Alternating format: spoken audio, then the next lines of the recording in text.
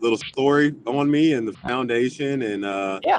Florida and basketball season. So and then I had my doctor's appointment, and in my doctor's appointment, that's the best place to take a nap. 2 hours in the hyperbaric chamber. That's where you take the nap right there. Oh, that's how. Wow, you double dipped. Your nap. That's a great when you can double dip a nap. That's great. You know, that's like taking a nap on an airplane. You're double dipping, man. That's great. Oh yeah, good, absolutely. Good job, Pat.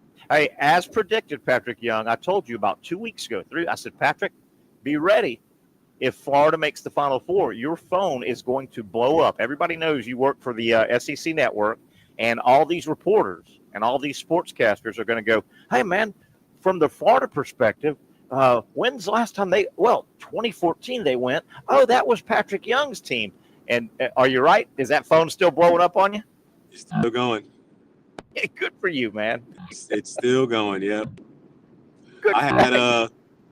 I had a call this morning with the ozone. I have something with Justin Barney later today. I have something else at 8:13 p.m. tonight, and something tomorrow.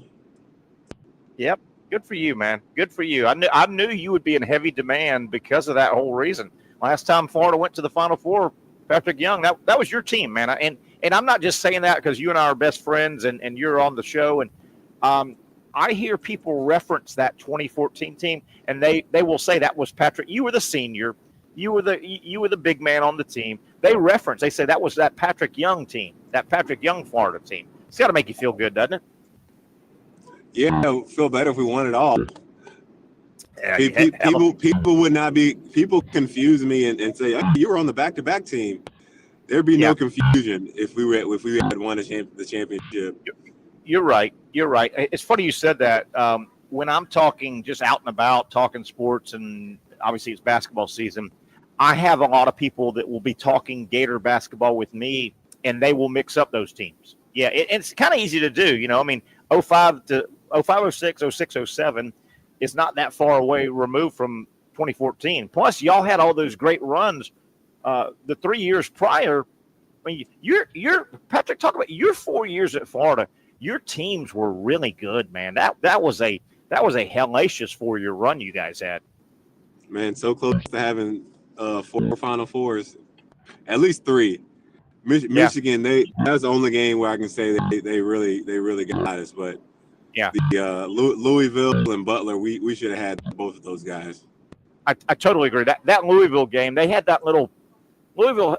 Pitino was the coach. I don't like Pitino, but he is a good game day coach. They had that little guard that brought them back. Juan somebody or Russ Smith. Russ Smith. Yes. Peyton Siva got hurt. And Siva. He fouled out. He fouled out early in the game. That was the guy I was thinking about. He carried them on. That Russ Smith guy was a good college basketball guard, wasn't he? Yes, he was. He was good.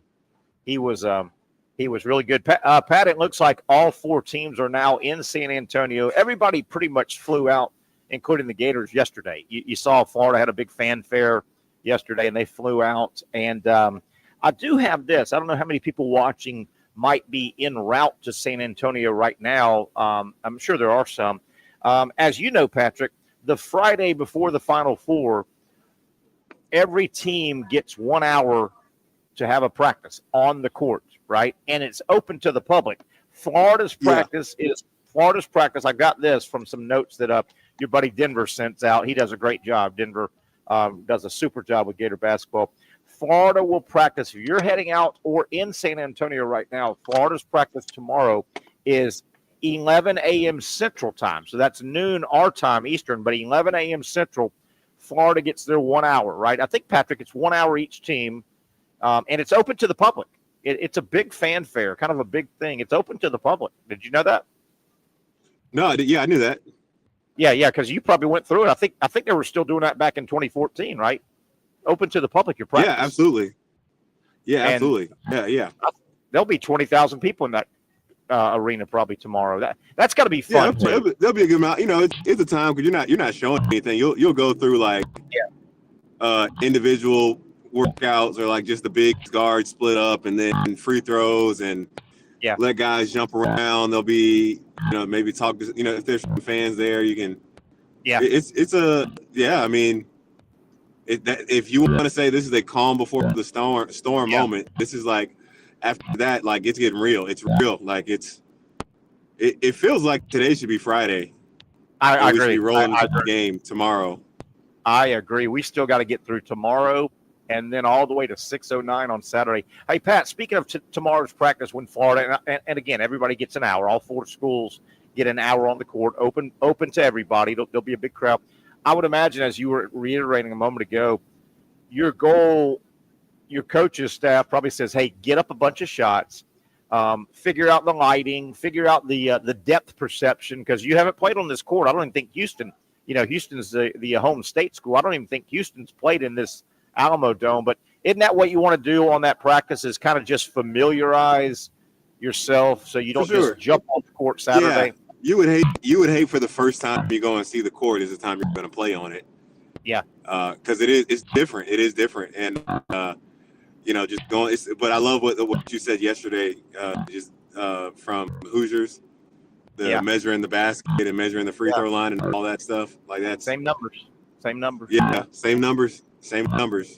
Hey, Pat. Same shot, all that. Am I correct? I've heard you say this. I think I've got this right. Correct me if I'm wrong. Your Final Four with Florida was in Jerry World? Yes. Was that? Now, okay, with that said, that's a huge football dome, which you have to be in domes now to host the Final Four. Was it awkward? So you played on the elevated floor where the benches were down and the floor was up, right? How awkward was that? You other than Vanderbilt's a little bit like that, I guess, on the sides, but how awkward was that having your benches down and the court is elevated? Weird. It's weird. It's different. Yeah, that elevated court, and I like being able to slap the court. When you're on the bench, though, that's kind of cool. Oh yeah, because I didn't think of that. Yeah. I don't know. Yeah, it is strange that then the coaches are standing on top of that, and I don't know if it affects their communication with each other at all, but I could see it. It's definitely different. I wonder if it's definitely different. It'd be interesting to ask some of the coaches, like Coach Donovan, who's coached a bunch of those elevated, Final Fours. I wonder if he ever got close to falling, because you might forget, a normal form. You get screaming and and in basketball they don't have those get back coaches in basketball. Good point. You know what I'm talking about. You know what I'm talking about, right? That guy. Get back coaches. Man, hey, I wonder how much does he get paid? I want his job. You know how you get started in coaching? Generally, you hope to get started as a grad assistant. That's got to be the grad assistant, the get back guy, grabbing somebody's waist. But they're huge, man. They're like muscular. They're super muscular. They're not just getting some grad assistant, skinny kid fresh out of college, grabbing Sean McVay around. Sean McVay will step on that kid. Yeah. Hey, at the college level, I've always been amazed. Could you imagine? Who's the coach? The coach with the Lions. Could you imagine him? He doesn't have a get back coach. Could you imagine his big self having a get back coach? Is that Campbell? I think it's Campbell. Dan Campbell. Yeah, that guy will punch your lights out if you. I know, right? My other angle over the years, obviously with college football, you'll see these coaches and these defensive coordinators. Because DCs, they're aggressive by nature. Kind of, I think the defensive coordinator is more aggressive than an offensive coordinator. Well, these DCs will have these get back guys. I've always wondered two things, Patrick. If they didn't have a get back guy, would they go all the way to the midfield? I mean, how far would they go out? Number one, and then number two, it would be hard for me to be a defensive lineman, for example, and I jump off before the snap of the ball and get a penalty. It would be hard for me to get chewed out by the get back coach who, hey, the only way you don't get a penalty is somebody pulls you back. I mean, you're telling me to be you're absolutely right. You're telling me to be disciplined, but you're not very disciplined. Patrick, how far would they go out on the field, do you think, if the guy wasn't pulling their waistband? I don't know. Pat, I got one more. Could you imagine seeing a coach on the hash mark? That'll be all. I know. I got one more piece of good news. I think not just for Gator basketball that I uncovered this morning. I think this is good news for the entire Final Four. I saw the list. There are to get what do we got? We got 3 games left. We got 2 games Saturday, and we've got a championship game on Monday, right? So 3 games left. Patrick, I saw the list. They have assigned 11 officials. There are 11 officials assigned to officiate the 2 games on Saturday and 1 on Sunday, which 1 on Monday, which I would imagine 3, 3, and 3 equals 9, and you probably have 2 alternates. Patrick, the good news for everybody in college basketball, especially the Gators, Pat Adams is not on the list. No Pat Adams, thank God. Oh, that guy, he'll drive you crazy watching a game that he officiates. I swear, I always just hope that he's not out there. Like, he seems like such a good dude. I've interacted with him a lot. Yeah. In the past, but man, oh man. Thank you. Yeah, man, oh man, oh man. Does someone love basketball games to go on longer than Pat Adams? Oh, he'll drag a game out. He will go to that. He probably should have been a football. He should have been an NFL official. He would have been a great NFL official. Gosh. Yeah. Oh my God, Pat Adams will drag a game on your ass. I'll tell you, it was I guess it was the conference championship games or conference tournament games. Pat Adams was doing a game. I can't remember. It was an SEC game. Pat Adams was the lead official in an SEC game about 3 weeks ago in the tournament. And I'm telling you, there was 19 minutes and 28 seconds remaining in the first half, meaning the game just started. Pat Adams at the 19:28 mark went to a replay. He went straight to the replay, dude. Patrick, they had played. I wonder, like, do the officials? I just want to know, like, what do they talk about in terms of, when they're making their calls? They're like, is he always? Because there's always one head official, right? Yes, one lead official. Sure. Is he always the lead? Because we're screwed if he's always the lead, then we're screwed. I think he is, because Pat Adams has been around forever. He's been officiating. Did you say you had some interaction with him when you played? Yeah. He was coaching. He was officiating when I played. Pat, you're old. He's been around forever. You're old, Patrick. Oh my gosh. Yes, that's fair. Hey, that's fair. You just couldn't resist. That game I'm referencing, the game was like 40 seconds old, and Pat Adams blew the whistle, and buddy, they went to the replay. They went straight to the replay, man. Straight to the replay, man. God. But I still don't understand. The NBA doesn't have an issue with replays killing the game, slowing the game.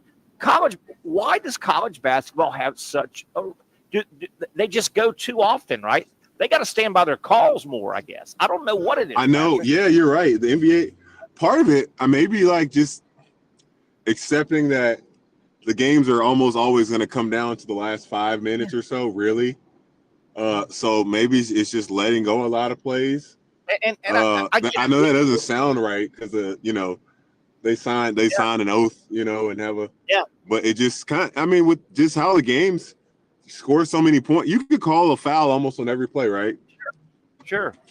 And I get it. The NBA, they have a challenge system, whereas college basketball doesn't. I don't think they have necessarily a challenge system in college basketball. So maybe that means the officials are going to err on they err on the side of caution too much. Sometimes you got to stand by your call, man. And that's just part of the game, man. Part of the game, I think, Terry, is accepting that, the human eye is imperfect.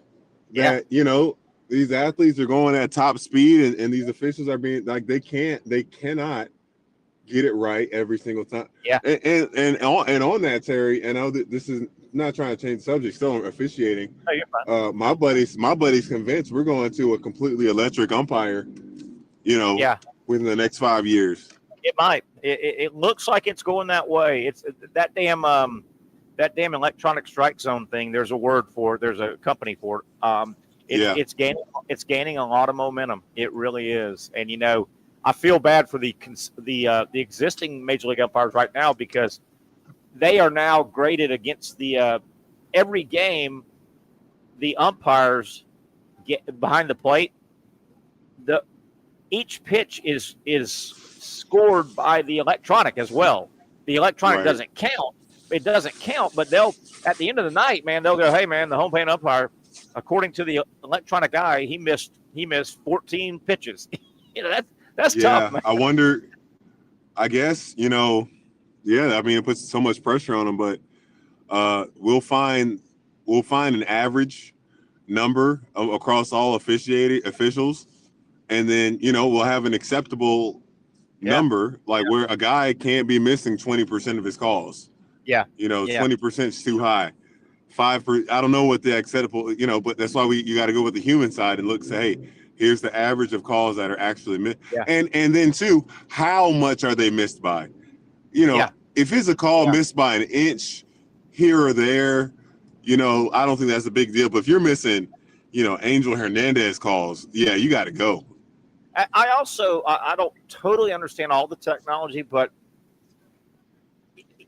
are we saying that obviously the electronic umpire, that technology, they have to at some point, some IT guy that's running it during the game, they've got to establish a square that they determine is the strike zone. Right.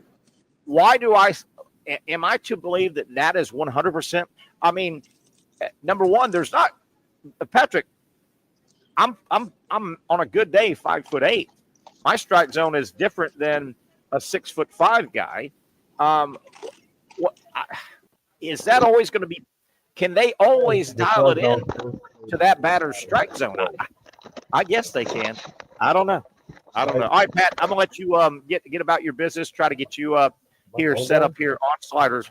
We'll come back. We'll continue a Thursday edition of the Young and Norvelle Show. Of course, a lot of basketball. Got some more stuff to get to. Florida, Auburn, some basketball, March Madness facts and figures I want to get to. We'll talk some baseball. My God, the Braves. What a start for the Braves.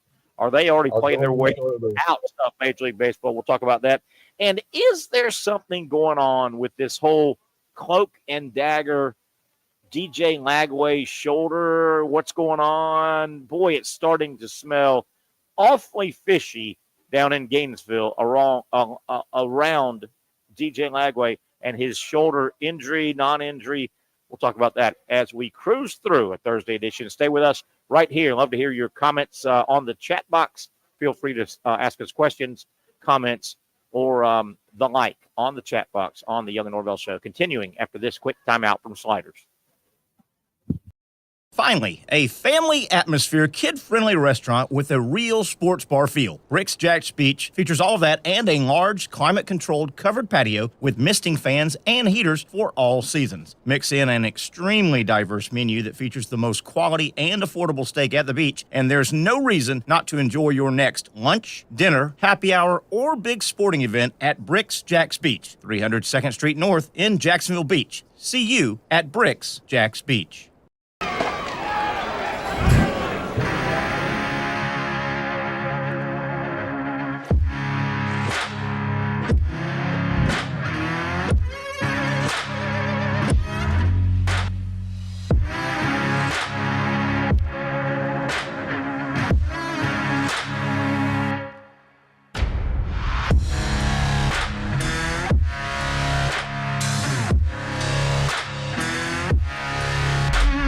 For over 20 years, Southeast Orthopedic Specialists has been providing the highest level of orthopedic and spine care to patients throughout Northeast Florida. Now, we're making that same great care even more convenient with Southeast Orthopedic Specialists Direct, a walk-in clinic where you can be seen for pain or injuries with no appointment needed. Staffed by orthopedic physicians and specialists, we offer everything from diagnosis and treatment to imaging and bracing, all with no appointment needed. For more information, hours, and locations, visit our website.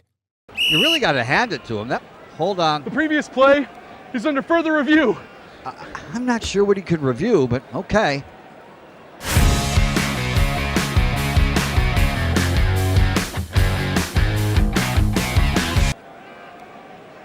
Sure has been a while. Dine-in at Hurricane Grill and Wings for the football season. Well, there he is. Oh, what is that? Hey everyone, Olivia Tasley here from Action Sports Jacks to tell you all the different ways you can watch our new 24/7 network. 3 easy steps. You don't even need a pen and paper to write it down. Step number 1, download the app. Search Action News Jacks in your app store either on your phone or your smart TV. Then, once you're on the app, click on that little drop-down menu in the upper left-hand corner with the 3 little lines. That'll show you these options, and boom, right here, click Action Sports Jacks 24/7, and you will be brought to our continuous stream channel. That app can be accessed through all these different platforms. Whether you have Roku, Fire TV, Smart TV, Apple TV, or Google TV, you can find our app. Now, if you don't have access to the app, don't worry, we still got you covered. We're across all social media platforms from Facebook, Instagram, X, YouTube, Twitch. We have a podcast channel. Plus, check out our short reels on our TikTok. Action Sports Jacks 24/7. It's on all the time and everywhere. Summertime means sizzling sales at Nimnick Buick GMC. The #1 Buick GMC dealer in Jacksonville has lots of inventory to choose from with their best price guarantee. Nimnick never charges above MSRP. You can save up to $10,000 off select new GMC Sierras or get rates as low as 1.9%. You know, I'm a truck guy. GMC Sierra, my trim level is an SLT. This one's an Elevation, pretty good looking color as well. So here at Nimnick Buick GMC, you have a lot to pick from. My father-in-law, he drives this, an Enclave, so I feel like that GMC in the family. 2025 is coming around the corner, which means it's almost time to close out those 2024s this summer. You can schedule a test drive at NimnickBuickGMC.com. And while you're there, check your trade value and customize your payment options. Nimnick is there for you, even on Sundays. Visit the showroom on Phillips Highway or shop online at NimnickBuickGMC.com. Nimnick, your friends in the car business since 1941. GMC, we are professional grade. Over you right now, Zach, I'm guessing. Back we are here on a Thursday. I want to thank everybody here at Sliders. They take great care of us here. We've been coming to Sliders, the patio right here, for a long, long time. Best seafood, freshest seafood you will find at the beach, I guarantee you. We're down in Neptune Beach. They feature the Safe Harbor seafood. And remember this now, this is the time of year for Sliders. Saturday and Sunday entertainment on the front deck here. Right outside, they always have a tent set up, and they've done Sunday music forever. Great hangout, lunchtime, noonish. The music gets going, and it's a fun place. They now have music on Saturdays at Sliders. Man, great place to people watch. The food is off the chain, of course, if it's seafood. They've got it, and they prepare it to your liking. Sliders Oyster Bar, our Thursday home here. Terry Norvelle, Patrick Young joining us on the phone as well. Pat, I just saw this guy named Dean McQuitty walk in. You know it's a party when Dean McQuitty gets here. You know, our buddy Dean has walked up here. Yeah, I think Pat's getting ready to join in the restaurant. He's not in the call. He's parking, so he'll get here. We've got some more Florida Auburn stuff. I've got some angles I want to throw Patrick's way. This DJ Lagway shoulder stuff that's being held under cloak and dagger like it's the combination of Fort Knox. There's more and more. I want to give credit Mark Long, the AP writer that covers the Gators. He's been kind of letting some stuff out. Mark Long is not a fly-by-night, just fire from the hip 24-year-old new guy. Mark Long's been a sports broadcaster and writer for a long time for AP. He says he's getting word that surgery will be needed on the shoulder. Now, he doesn't say his sources are saying before the season or after the season or just at some point in his career, but it's been odd in this day and age. You know, Zach, Lagway played the bowl game. His injury that kept him out in the Georgia game, his injury and what they nurtured him the second half of the year was the hamstring. He played the bowl game, played the end of the season, played the bowl game. And, Zach, I'm telling you, the bowl game, hell, that was what, January? Late December, January, February, March? Yeah. I mean, all of a sudden, 6 weeks ago, out of the blue, there's this, hey, Lagway's not going to throw any footballs during the spring. He's got something going on with his shoulder. This has been kind of fishy to me, Zach. Am I being paranoid here? I don't know.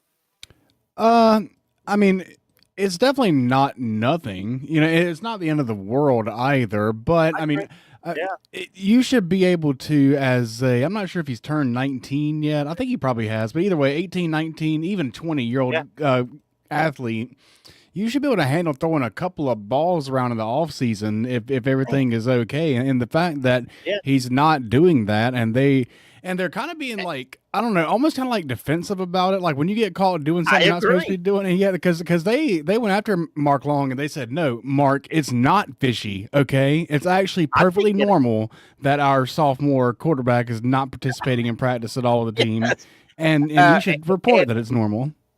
And you didn't see anything in the bowl game that he went down hard on his shoulder. He unless I missed it, he grabbed his shoulder. I think it is weird. It is weird. And Zach, you do a lot of work in the Gainesville area, so you hear this down there. Again, Mark Long is not some 24-year-old first job at the student alligator newspaper in Gainesville, right? That might have jumped the gun so he can see his name out there. No, that's Mark Long is a established. It's just strange to me. And then here's another thing that's Zach, have you heard within the last couple of days around this story? You're hearing, Napier's he's fine. He's doing visual reps behind the play, and Napier has started saying something about treatment is going to be holistic. They're talking about the word holistic. And I know some of my friends in Gator Nation are going, holistic that sounds great, and that's wonderful, but if my man is putting off surgery to try and do some hippie holistic stuff, right? It works for Aaron Rodgers, I guess, to kind of go down that path. So maybe that can work for him. And I guess all the holistic medicine people just are about to fire me off emails. But you get, hey, this is the University of Florida in a million upon dollar industry. I don't want some holistic stuff with my quarterback if he's got a shoulder injury. If you need to, go get it worked on, right? Yeah, use the offseason. That's the main point of the whole thing to me is if he needs surgery and surgery's impending, the time to get it is 6 weeks ago, 4 weeks ago, now. Tomorrow. Like not in August. And I do want to be fair here. It's, how it's easy for you to spend somebody else's money. Hey, buy this, get that. Okay. Along those lines, it's easy to spend somebody else's money. It's also easy to say, hey, go get under the knife and have surgery. Okay. I get that. It's easy for me to say to somebody else, go get on an operating table. So maybe Lagway, and it's his body. It's his body. I want to, for sure. He's got to live with it the rest of his life. Maybe he said, I just don't want to go under the knife if there's an alternative. But man, you're starting. Yeah, I get that. We're 142 days away from the start of college football. 369. That's 4 months away.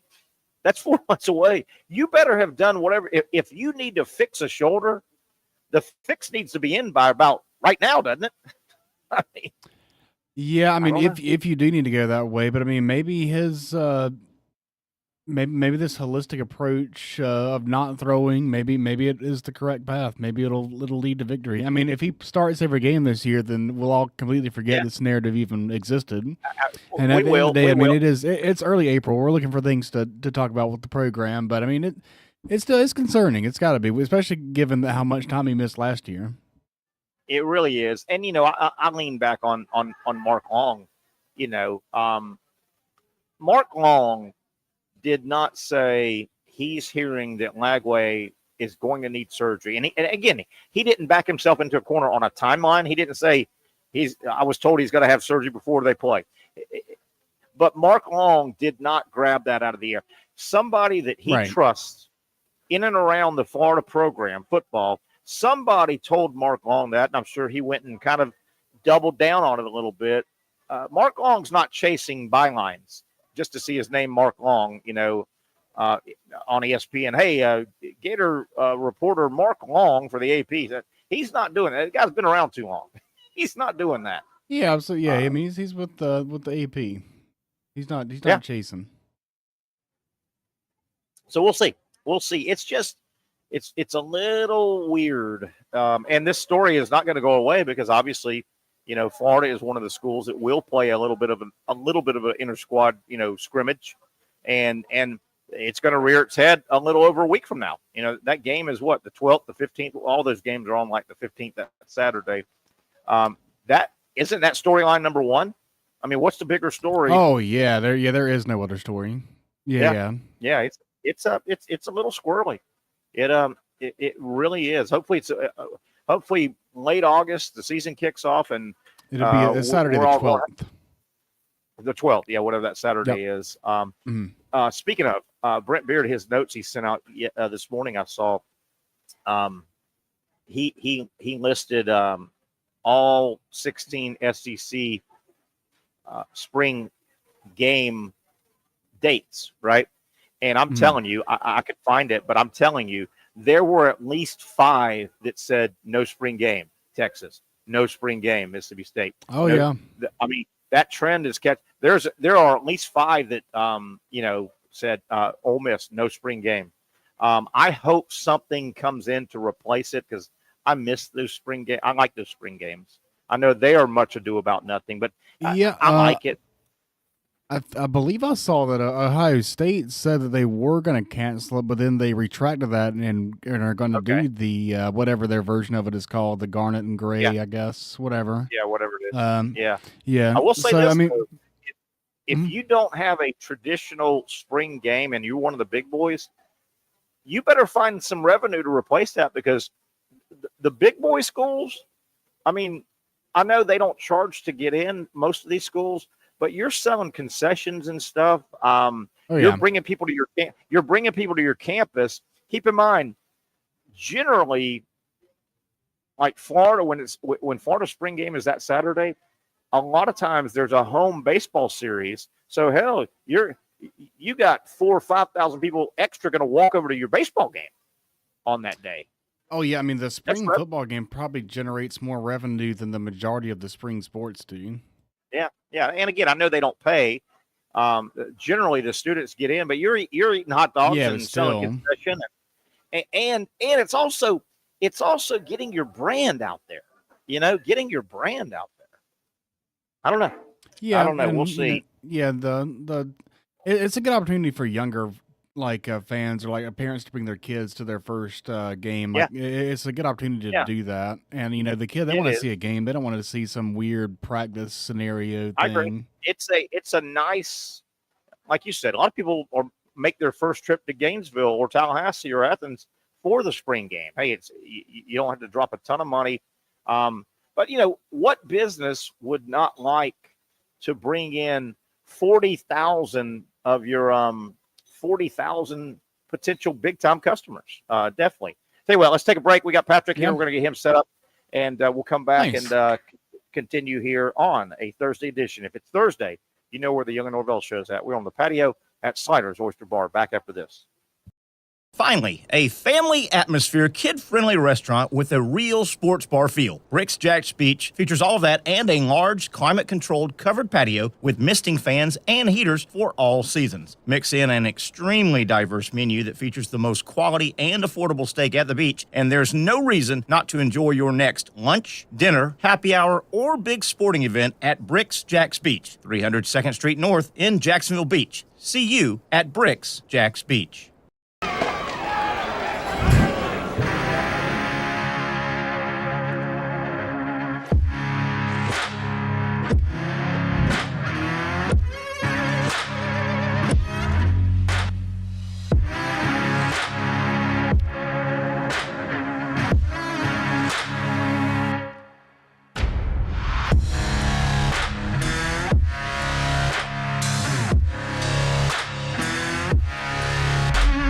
For over 20 years, Southeast Orthopedic Specialists has been providing the highest level of orthopedic and spine care to patients throughout Northeast Florida. Now, we're making that same great care even more convenient with Southeast Orthopedic Specialists Direct, a walk-in clinic where you can be seen for pain or injuries with no appointment needed. Staffed by orthopedic physicians and specialists, we offer everything from diagnosis and treatment to imaging and bracing, all with no appointment needed. For more information, hours, and locations, visit our website.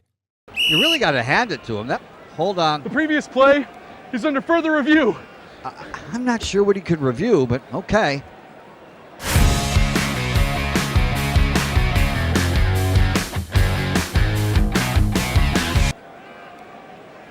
Sure has been a while. Dynamic Hurricane Grill and Wings for the football season. Well, there he is. Oh, what is that? Hey everyone, Olivia Tasley here from Action Sports Jacks to tell you all the different ways you can watch our new 24/7 network. 3 easy steps. You don't even need a pen and paper to write it down. Step number 1, download the app. Search Action News Jacks in your app store either on your phone or your smart TV. Then, once you're on the app, click on that little drop-down menu in the upper left-hand corner with the 3 little lines. That'll show you these options, and boom, right here, click Action Sports Jacks 24/7, and you will be brought to our continuous stream channel. That app can be accessed through all these different platforms. Whether you have Roku, Fire TV, Smart TV, Apple TV, or Google TV, you can find our app. Now, if you don't have access to the app, don't worry, we still got you covered. We're across all social media platforms from Facebook, Instagram, X, YouTube, Twitch. We have a podcast channel. Plus, check out our short reels on our TikTok. Action Sports Jacks 24/7. It's on all the time and everywhere. Summertime means sizzling sales at Nimnik Buick GMC. The #1 Buick GMC dealer in Jacksonville has lots of inventory to choose from with their best price guarantee. Nimnik never charges above MSRP. You can save up to $10,000 off select new GMC Sierras or get rates as low as 1.9%. You know, I'm a truck guy. GMC Sierra, my trim level is an SLT. This one's an Elevation. Pretty good looking color as well. So here at Nimnik Buick GMC, you have a lot to pick from.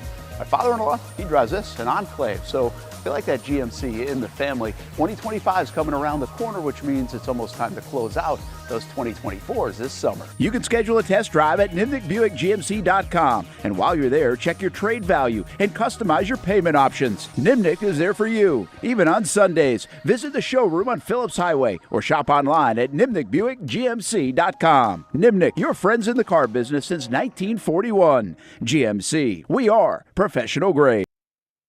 Hey, here we go on a gorgeous Thursday, man. If you're in the beach area and you're starting to get hungry, you're ready to get away from work for a little happy hour, you can't go wrong. Sliders, Oyster Bar, Terry Norvelle on the patio, joined by my main man wearing a sweet Gator Boys hat. That's Patrick Young. You see it. Zach, you hear? You see it. You hear him, Zach? I'm not imagining that. I should have the stop cock or block cock, whatever the hat is that's against the. Did Zach? Yeah. Just make Zach mad. Zach, did you hear what he said? The block cocks? You see it? Hey, cock block. Cock block hat. That's the one. I do say that's nice. I'm gonna steal that one. That's a good line. I'm gonna steal that. Hey, when somebody says something they like, hey, you see it? You see it? That is a shot. That hat is really catching on. Radware, you said in Gainesville. Radware, yeah. Yeah, let's give them a little plug. Yeah, there. I want to give them a Radware. Yeah. They're more corporate. Yeah. So like if you have a company and you are having like a team event and you want to give cups or you want to have cornhole boards, so you want to have that's what they do. Towels, and your logo, they'll throw them on there. Are those UF people down there in Gainesville? Yeah, the company's been around for 15 years. I told you that phrase, Gator Boys, Joe Kim Noah, I think, came up with it. He should have, he trademarked it? Trademarked it, yeah. He should have, because remember, it might have been, I don't know if it was the first or the second, but Joe Kim Noah started when they were making their run.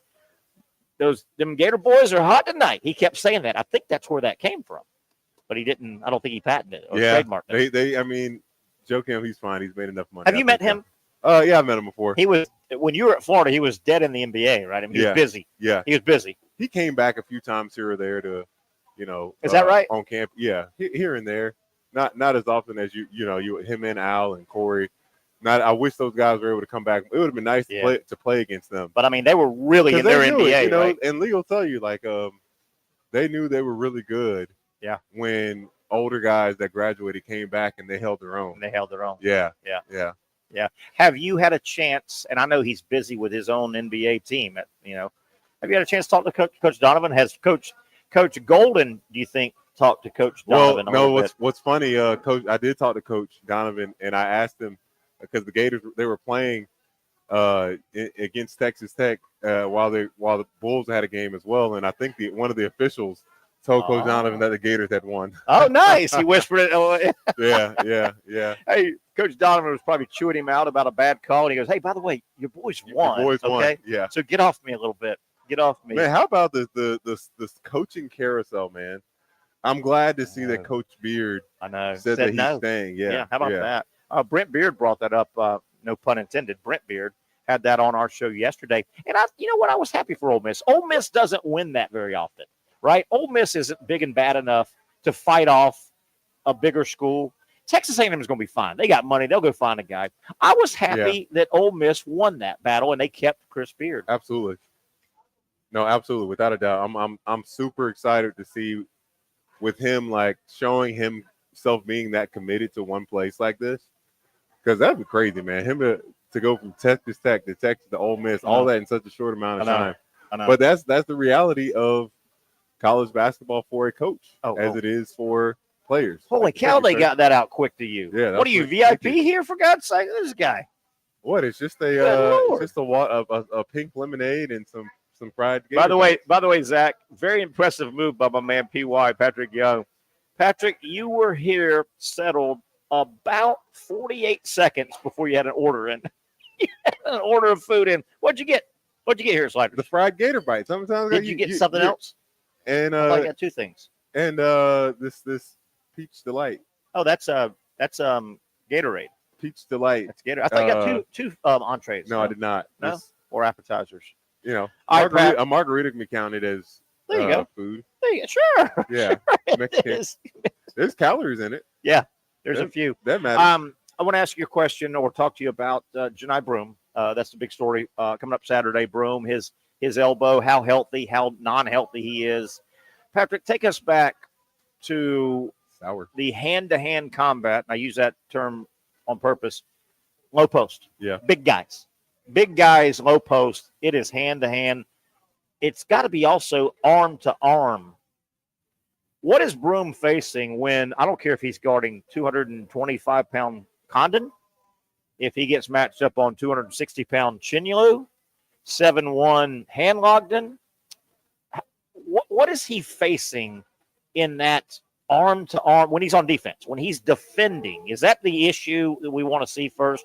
There's got to be a lot of arm pushing. I mean, it's a big mass guy you're playing. One positive for him is that it's not his dominant arm. Okay. He probably blocks more shots with that dominant hand, so that helps out. But I would think he's probably not going to lead. Yeah, he's not going to lead with that hand, and it's more with his elbow. It's going to be the extension. You know, when he's got his arm all the way out, anything that's going to probably, mess with the stability of the elbow, that's when he'll feel it. But other than that, he got to be careful if he's trying to get a steal. Yeah. Reaching in, somebody could run into your arm and tweak it some kind of way, or diving for a loose ball. Yeah. There might be some hesitations for him out there. Is that the first thing we all watch? Is the first couple of low post entries when he's on defense? You watch him on offense, and then you watch him on defense and see if how aggressive he is on shot blocking, as he's one of the best in the country. When you were a power forward center, when you are on defense, man to man, and you are bodying up your opponent, when they, particularly with the ball, when they start backing down and trying to gain ground on you, the defender, do you tend to one arm that or both arms? You can't do both arms. You can't. That'll get a foul. That's a foul. So he could use his good arm if needed. You can't use that arm like the same type of mindset you would have with the arm. Like, it's not a shield. Gotcha. It's not a shield. It needs to be a soft arm. Yeah. Chest, taking the hits into your chest. Those are where you can be a little bit more firm. Yeah. You can't, as I think I said yesterday, you can't try to counteract that contact, but you can try to resist it as best you can. So if he was to go two arms, that's going to be a foul. They're going to scream. It's too obvious. Be a foul, and that's just bad defense. That puts all of your weight so much forward that if they do a quick spin move or something, you're beat. Yeah. They're going to have you beaten. So you always want to kind of stay balanced. Is there two arm sprint is going to push you too far forward? From Florida on offense, is there a concern that Florida may try to go at Broome too much and throw their offense out? No. No? Okay.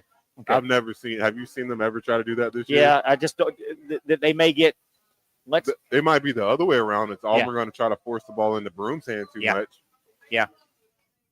Because he'll score, but how efficient will he be? Yeah. Auburn really outside of Broome. I mean, Cardwell's not a scorer. He's a big body, but he's a great defender. He's a good defender. He's a great defender. So Auburn, in terms of big guys, Broome's their scorer, big guy. Cardwell's a defender, not a scorer. He'll give you 6 a game, maybe. But then Auburn's got a bunch of 6'7", 6'8" guys. Yeah. Right? And they're run jump guys. I think Chaney Johnson, he's 6'9", 6'10". Yeah. But not anywhere near as physical as Broome when he comes out. But he's still really good. But then he's more talented offensively than Broome. Auburn will throw a bunch of 6'7" runner jumper guys at you. I'm really curious, Chad Baker-Mazara, is he gonna do something boneheaded, or is he gonna... Can't he? He's got to learn his lesson, right? Would you play a little mind game with him? Would you talk to him? Would try to talk him into doing something stupid, or is that maybe? Yeah, maybe. Hey, so. Sally, nice shot. You know, kind of stuff like that. Yeah, maybe. He has got it. He loses his composure. He hurts his team. He's a big reaction guy. He's hurt his team, and he's a good player. Hell of an athlete. Good player. He's so thin. Yeah. I tell you, the guy that scares me for Auburn, and I hope that we're so deep in the season that Bruce Pearl wouldn't change anything drastic. Pettiford worries me. Oh, yeah. Pettiford, I don't think gets enough minutes for Auburn. And, their role for him is, I guess you don't change it this late, right? He's a 6 man, but damn, he would be my starting ball handler. Go score. Yeah, wouldn't he? Go score. Nice player. He really great. He doesn't shoot his team out of games. Yeah. He shoots them into games. And he's got that Clayton scores mentality. He knows how to put the ball in a basket. And doesn't he move? He moves so smoothly as well. He does. He has such a great body, just pace and tempo, and it looks so pretty as well. His shot looks so pretty. Yeah. It's really, really, really something. I think there's a neat dynamic with regard to the 4 coaches left standing. You've got 2 veteran, long-time coach. Kelvin Sampson's done it a long time. He's well respected. He's seen it all. Yep. He's done everything but win a title. Yep. Bruce Pearl, same thing. Seen it all. Took off to the TV world for a couple years. Came back. Title. And then you look at Shire at Duke and Golden. They're both in their 3rd year. They're young. That's crazy, right? It's a deal where I'm looking at these coaches, and I'm not pushing Bruce Pearl or Kelvin Sampson to pasture. Don't get me wrong. I think they've still got some time. But it's kind of neat.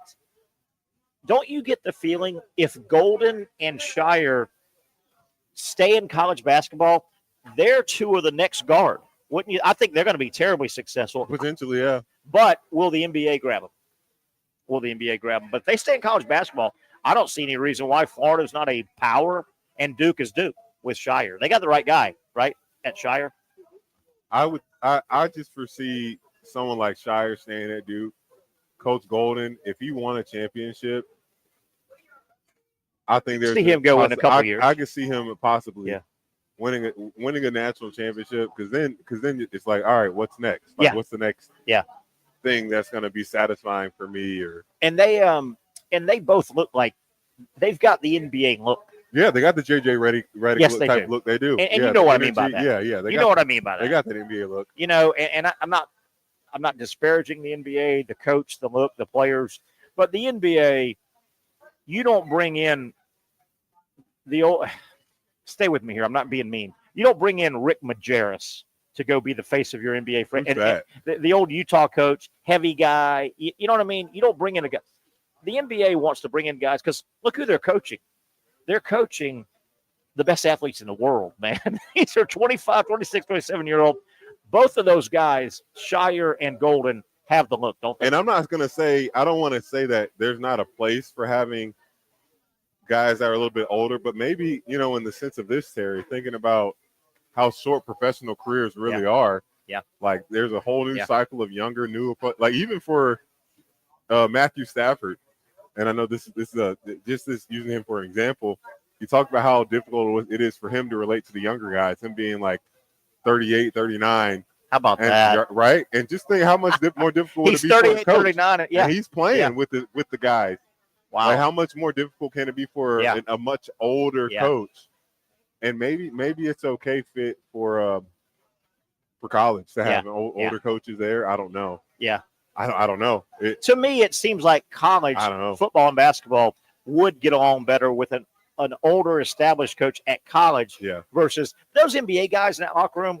They want to see a slick guy, a with it young guy. You know, when I say young, 35, 40, not 60, 65.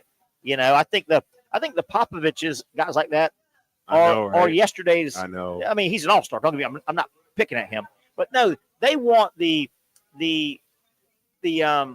Pat Riley in his prime looking guy. Coach Donovan had the look. You knew he was going to the NBA. Obviously, he flirted one time and came back. But Coach Donovan, perfect example. He was so successful so early, and he had the look. You knew he was going to try the NBA. Yeah, he had the look. He got pulled. Same thing that happened with Hurley. I mean, just that pull to think about it. Sure. But he pulled the trigger and then he pulled it back. Yes, he did. Yeah, that had to be so hard. Yes, he did. Yes, he did. Pat, I know we've got some special friends here, and I think we want to get somebody on the air. Yeah, we do. Boots on the Green. We helped a little bit last year promoting it, and we'll talk during the break. It's a tight setup. Do you want to take it and me step out when we get them over here? You take it. Or I take it and you step. Okay. I got a Justin Barney at 5:15. Okay. For about 15 minutes. Well, that'll work pretty good then. Yeah. So we'll keep it here for a few more minutes, and we'll go to the top of the hour break. Come back, get started, and I'll have you do sports world. I'll have you doing your stuff. Hey, a couple more March Madness facts and figures I wanted to get out. I didn't realize this. Houston. By the way, I think Houston Duke is a toss-up. It wouldn't surprise me if Houston wins that game. Really? I don't. How about Houston? 30. They have 4 losses like everybody else. Right. You realize 3 of their 4 losses were overtime. They're close to sitting there with 1 loss. Wow. And they played a pretty good conference. That Iowa State, that Big 12 is pretty good conference. Yeah. Yeah. Kansas was a disappointment this year, but that's about it. A little bit. Yeah. Yeah. But they went pretty deep, top heavy. The Big 12, there's good teams. Yeah, top heavy. Baylor's in there, right? Yeah. Texas Tech's in there. BYU. BYU was good this year. They were good. When's UCF going to be good at basketball again? And you know what? UCF has no excuse in football or basketball. They're in a Power 4. Yeah. They're in a Power 4. Speaking of Power 4. And you're in Florida. Well, I know you got to compete against the Gators, Florida State, and Miami, but, come on. Speaking of Final Four, Power 4, I kind of knew this, but until I read it today, it really hammered it home. This hammers home when you have a tournament. The best tournament you're going to have is when you get the best teams. Cute little Cinderellas are great. And getting some small little football team, people say, let the small schools get in football. Let the small schools get in basketball. Did you realize, I didn't know this till I really read it, this year's Sweet 16, when we had 16 teams left, all from Power 4. There was not one little small. I know, man. All from Power 4. That's what I was on the show earlier today, and I said, that's the thing is, who's the Cinderella this year? They're like, I said, McNeese won one game. Yeah. We've seen Yale make a run. Yeah. We've seen Princeton. We've seen St. Peter's. We saw Fairleigh Dickinson. They won 2 games. We saw Loyola Marymount. And I just don't think you're going to see. Because look, those mid-major coaches need guys that are going to chunks of their offense that can come back. So then they can have a shot to make the tournament. Yes. You have one good season in a mid-major, like Chaz Lanier. He was a junior when he finished up at UNF. Had a great junior season, and just it doesn't matter. Young, sophomore, if they can get you for a year, they'll take you because that means you can. Look, Tennessee, they didn't obviously make the Final Four, but they're in the Elite 8, right there. Where would they be without him? Where would they be as without good him? as Ziegler was, and those other guys, Lanier, and I know he has hot and cold stuff. I didn't realize. I think you told me Lanier 3 years here at UNF, 1 year at Tennessee. His first 2 at UNF were he was a middling 6-point game, crazy? And then he went bonkers. He's got a nice shot, man. I know so quick. It is quick. How does he get that thing off? I don't know. Is he all? Is that wrist? That's what it seems like, doesn't it? Yeah. But how does he wrist it? It doesn't seem like he extends all the way. He's like, it seems like it's just right here. I always wonder about those wrist guys. How do they propel the ball 24 feet? It just looks like that's all he does. It's when beautiful. he makes it's so pretty when he It makes is pretty. it. That net splash. And I'll tell you this. The net splash, it's like a violent splash the net has. I'll tell you this. When I watch Tennessee this year, I generally watch Tennessee when they're playing big games. They're playing Florida, they're playing Auburn, so they're playing good teams. He struggled against some of the big boys. But I'm going to tell you this, Patrick. When I first saw him shoot, Chaz Lanier this year, until they got eliminated and he took his last shot the other night, he's one of those guys. When he lets it go, I think it's going in. I did, yeah. I think it's going in. He's got such a pretty shot. The way he's shooting it and the way that they're running the sets, like, you can tell this team thinks the same thing, that every time he's getting a shot up in a set that it's going in. It's just, man, when he's off. I know, it is ugly. When he's off. And the shot still looks good. It's just. But he has some misses. I mean, he barely touches the side of the rim sometimes. Yeah, he does have some when he misses. misses. Hey, I know we can't. Stacking up in here. Yeah, a little bit. yeah. This happy hour here, this time of year, man, on the patio, inside, man. I know we can't. You can't hang your hat on what I'm about to say. But Patrick Young, your Florida Gator basketball program, we've seen them play 38 games or whatever it is. They've had 3 games in a row where they have Norfolk. They took off, right? That's a lesser competition. Isn't Florida due for a quick start? Yeah, man. Goodness gracious. They've been behind the 8 ball. What if they jump out on Auburn? Keep in mind when Florida blew Auburn out, and I'm going to use that phrase. They blew Auburn out. They won by 9, but it was nearly 20 in the second half. You realize Auburn jumped up 18-9 in that game? Oh, really? Auburn That's right. 18-9. I remember. But isn't Florida due to get up to a good start? Yeah, it'd be nice. It'd be nice to see them hop off to but Auburn and Florida, both teams are no lead. I don't think any lead is safe. Unless a lead is safe if you continue to take care of the basketball. And they're not. You can't just have unforced error with them. Like once you get that lead, don't give them more reasons to come back and believe they can come back. Because once you start handing on the ball and all that, it's without a doubt it's going to happen. Could you, Patrick Young, would you have responded if you played for Bruce Pearl? Would you be a guy? Yeah. He's kind of a neat guy, I think.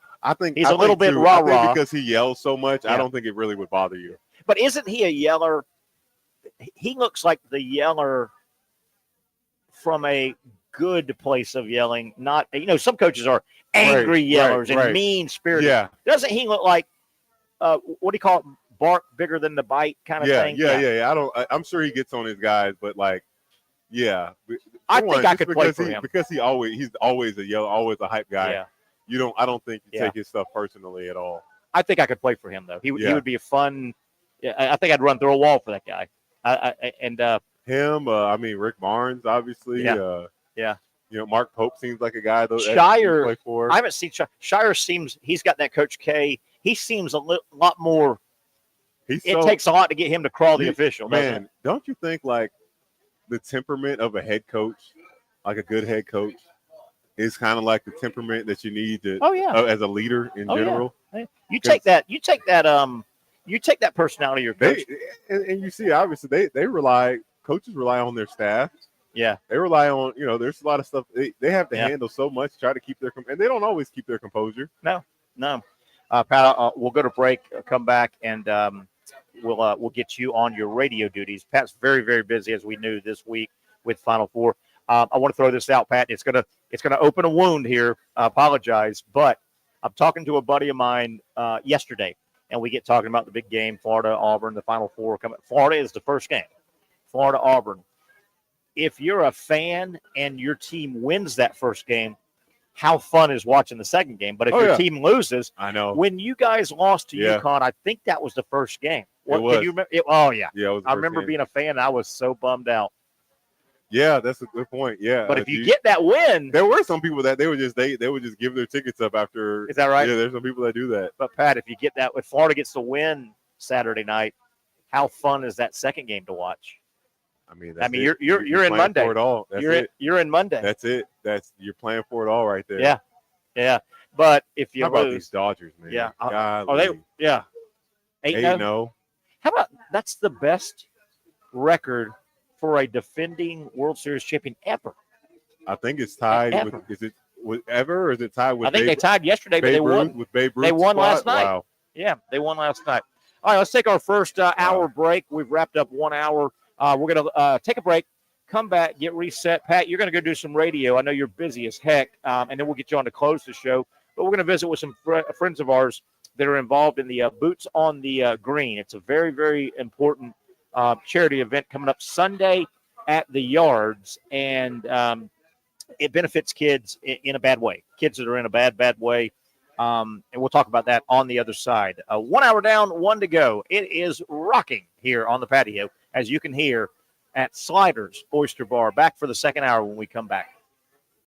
Finally, a family atmosphere, kid-friendly restaurant with a real sports bar feel. Rick's Jack's Beach features all that and a large, climate-controlled covered patio with misting fans and heaters for all seasons. Mix in an extremely diverse menu that features the most quality and affordable steak at the beach, and there's no reason not to enjoy your next lunch, dinner, happy hour, or big sporting event at Rick's Jack's Beach, 300 2nd Street North in Jacksonville Beach. See you at Rick's Jack's Beach.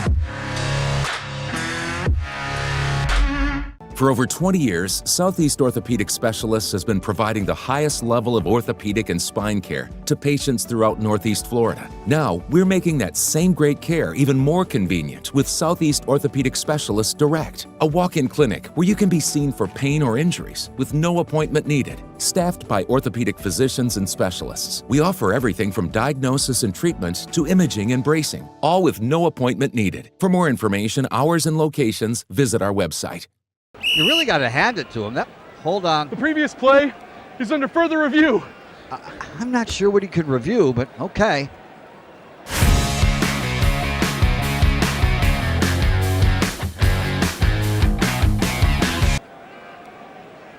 Sure has been a while. Dine in at Hurricane Grill and Wings for the football season. Well, there he is. Oh, what is that? Hey everyone, Olivia Tasley here from Action Sports Jacks to tell you all the different ways you can watch our new 24/7 network. 3 easy steps. You don't even need a pen and paper to write it down. Step number 1, download the app. Search Action News Jacks in your app store, either on your phone or your smart TV. Then, once you're on the app, click on that little drop-down menu in the upper left-hand corner with the 3 little lines. That'll show you these options, and boom, right here, click Action Sports Jacks 24/7, and you will be brought to our continuous stream channel. That app can be accessed through all these different platforms, whether you have Roku, Fire TV, Smart TV, Apple TV, or Google TV. You can find our app. Now, if you don't have access to the app, don't worry, we still got you covered. We're across all social media platforms, from Facebook, Instagram, X, YouTube, Twitch. We have a podcast channel. Plus, check out our short reels on our TikTok. Action Sports Jacks 24/7. It's on all the time and everywhere. Summertime means sizzling sales at Nimnick Buick GMC. The #1 Buick GMC dealer in Jacksonville has lots of inventory to choose from with their best price guarantee. Nimnick never charges above MSRP. You can save up to $10,000 off select new GMC Sierras or get rates as low as 1.9%. You know, I'm a truck guy. GMC Sierra, my trim level is an SLT. This one's an Elevation. Pretty good looking color as well. So here at Nimnick Buick GMC, you have a lot to pick from. My father-in-law, he drives this, an Enclave, so I like that GMC in the family. 2025 is coming around the corner, which means it's almost time to close out those 2024s this summer. You can schedule a test drive at NimnickBuickGMC.com. And while you're there, check your trade value and customize your payment options. Nimnick is there for you, even on Sundays. Visit the showroom on Phillips Highway or shop online at NimnickBuickGMC.com. Nimnick, your friends in the car business since 1941. GMC, we are professional grade. Okay, here we go. Back on a Thursday, beautiful Thursday. You know, this is our Thursday home, Sliders Oyster Bar down in Neptune Beach. And what a time of year. We're set up on the patio as always. The patio is almost full. Indoor dining, outdoor dining. Just a fun place, man. I love coming down here on my time. It is a great place to hang out. And the freshest seafood, the best seafood can be found at Sliders. They feature safe harbor seafood. All right, I've kicked Patrick. Just get the heck out of here, Patrick. We'll get back with you in about we'll get back with you in about 30 minutes. And we've traded up in the looks department. Reggie Young is going to spend a few minutes with us. Number one, welcome. Thank you. Glad to have you here. Dean McQuitty, we all go way back. Everybody loves Dean in this town. Dean brought this event to Patrick and our attention last year. And it is really something. It's called Boots on the Green. And I'm going to kind of hand it off to you to give our viewing audience the background and the purpose and just kind of give us an overview of what we're trying to accomplish for the big event on Sunday. Okay, fantastic. Yes. Dean's wife, Julie, is here. Julie McQuitty and I. And we love talking about this event. Absolutely. We're so excited about it. And we are ready to go this Sunday at the beautiful Yards. Okay. In their brand new greenhouse overlooking the golf course. It is Sunday from 3 to 7. Okay. Julie, correct me if I get anything wrong. What it is, it's to raise money for the music therapy program for Jacksonville Pediatric Hospice and Palliative Care. And music therapy. And explain what that is. The palliative, I know what it is, but it can get by some people. Give an idea of what that is. All right. Well, so this is specifically for peds care. So just 18 and under. Yeah. 18 and under. A lot of very, very young children, but it goes all the way up to 18. And these are children who are either in their later stages of life because of an illness or a disease, or just have a terminal illness, a lifelong illness that severely limits their abilities and their lifestyle. And there's heavy stuff. Yeah, heavy stuff. But music does wonders for them. Sure it does. And music therapists, before I got involved in this, I would think that a music therapist was just somebody who could pick up a guitar and go and play and make the kids smile. Absolutely. Okay.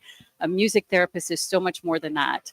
There are a handful of universities that certify music therapists. It's at least a 4-year degree. You have to have a bachelor's degree first. And these are true therapists who work with these patients and their families. And the reason that Julie and I got involved in this is 7 friends got together. One of our friends, unfortunately, her daughter passed away of childhood brain cancer. And our friend who lost her daughter talks very passionately about how music therapy changed the end time of her daughter's life. It actually increased her oxygen levels, decreased her blood pressure, dissipated her fear. Scientific there. I mean, there's something there. Not I noticed they're tapping their toe. No, you can back this up with data, science and data, and it's beautiful. And it's beautiful, and it helps the whole family, just not the patient. Sure. So what we have done is we have been able to fund a full-time music therapist just for the peds, and now they're in the budget. And what we're doing now is there's going to be a new Dorian Family Pediatric Center, and in that center, that's going. Where at? It's on Sunbeam Road. I was going to ask where. Okay. The Hadlow Center. Hadlow Center. And is that being constructed, or is it a standing building now? A brand new center is being constructed as we speak. We just had the groundbreaking in January. Nice. Okay. And in this center, there is going to be a music therapy room dedicated to music therapists with all kinds of accommodating music, a recording studio where families can come with the patients and participate in music therapy programs. There's going to be a whole host of other services provided there too, but our focus is. So you led me into music therapy. And bear with me. I'm good. I was going to ask. So the center is to bring the children to the center, but when they're so close to end of life, are the musicians still going? At some point, they can't travel, I'm sure. Correct. Am I correct in that? No, you're correct. There will still be services that go out to the families for the patients who can't travel. But so many of these kids can travel. It just takes a lot of care. So Of course. a lot of Obviously. our service providers have to go out. They travel thousands and thousands of miles to get to the pediatric patients. Right. This is going to allow them to spend so much more time on hand, not having to travel. And it's going to be a very cohesive community where families can be with other families. You hit it right. That's where I was going. I would imagine, I don't know the science and all this, but the music is therapeutic and it's proven. I would imagine there's got to be a therapeutic part where a child going through it gets to rub elbows with another child. There's got to be value to that. There's so much value in it. Right? Yeah. And Julie and I were talking about this earlier.